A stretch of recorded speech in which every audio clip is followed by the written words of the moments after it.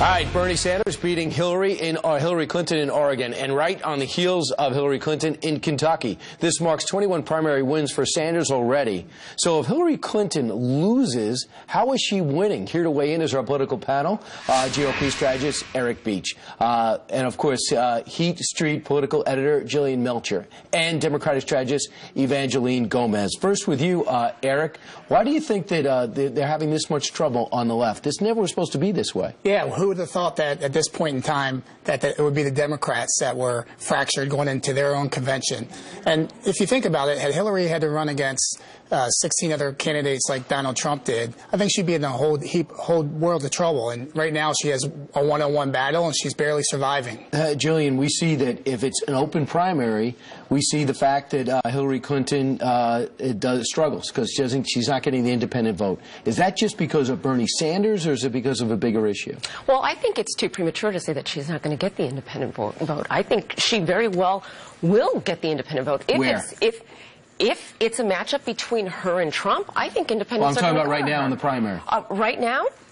California. We still have California. We have New Mexico. We have New Jersey. These are states with high minority populations that are going to turn out for Hillary. And I think that's where Sanders has his weakness. But on the independents, where do you see it, Evangeline? You know, I'm Jillian, but I can see it going either way. I think what Bernie Sanders has going for him is charisma. Hillary Clinton doesn't inspire passion. Bernie Sanders does, and this is the same problem. I think it's a repeat of 2008, where she's coming up against the charismatic, trendy, exciting candidate, and she's having a really hard time. She's pitching competence, and that's not really a sexy message. And, you know, we did notice last time when Barack Obama brought it to the end, they said, well, the Democrats are going to be a mess because they're all divided, and it ended up being an advantage because people stayed excited. And I think you will see the same thing happen. I tend to disagree. I think that Hillary does have a very charismatic message, and I do think that she has competence and she has experience, and people are very excited about electing a first female president. Well, a lot of people said Bill Clinton is the backbone for Hillary Clinton, but could he actually be a lead weight, especially when he talks about 1990, what he was doing in 1996 and where we are now in 2016. Let's listen to the 1996 version of a Democrat talking about illegal immigration.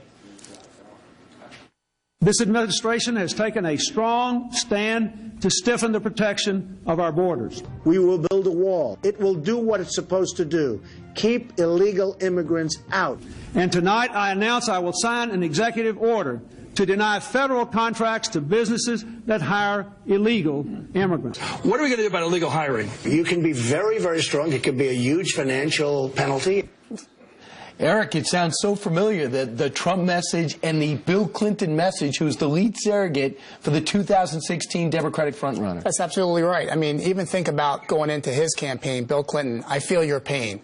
Donald Trump, make America great again. And these themes of the entire campaign really resonate with the American people. It's a populist message, and it's a message that has both Democrat and independent appeal. Jillian, is that a problem? You know, I always loved hearing the Clintons' selective passion for the law. That's kind of an interesting thing. But I think, you know, this harsh protectionist stance on immigration has long been a Democratic Party stance. I'm a conservative. I believe in a free market for labor.